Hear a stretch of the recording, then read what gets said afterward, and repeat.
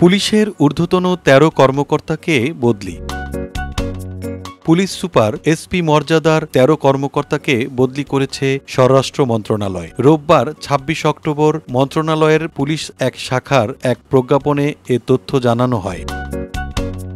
প্রজ্ঞাপনে বলা হয়, পুলিশের বিশেষ শাখার SB police super SM Ahsanul জাহিদকে সারদা রাজশাহীতে বদলি করা হয়েছে। পিবিআইয়ের পুলিশ সুপার মোহাম্মদ সালাহ উদ্দিন তালুকদারকে ময়মনসিংহ রেঞ্জ পুলিশে বদলি করা হয়েছে। টাঙ্গাইল পিটিসির পুলিশ সুপার আফমো আল কিবরিয়াকে সিআইডির পুলিশ সুপার, গাইবান্ধার কমান্ড্যান্ট আবু সায়েম প্রধানকে রংপুর পিটিসির পুলিশ সুপার, ডিএমপির উপপুলিশ কমিশনার শফিকুল ইসলামকে পুলিশ অধিদপ্তরের এআইজি, পুলিশ স্টাফ কলেজের এসপি মোহাম্মদ শফি ইকবালকে সিআইডির পুলিশ সুপারে বদলি করা হয়েছে।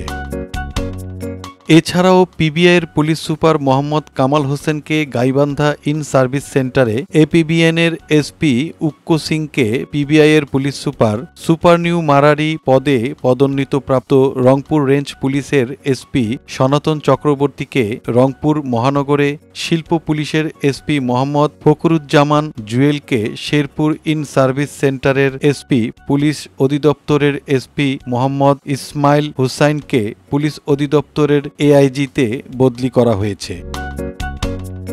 অন্যদিকে পিবিআইয়ের এসপি মোহাম্মদ আবু ইউসুফের ও র্যাবে কর্মরত পুলিশ সুপার জাহিদুর রহমানের পুলিশ অধিদপ্তরে বদলির আদেশ বাতিল করা হয়েছে।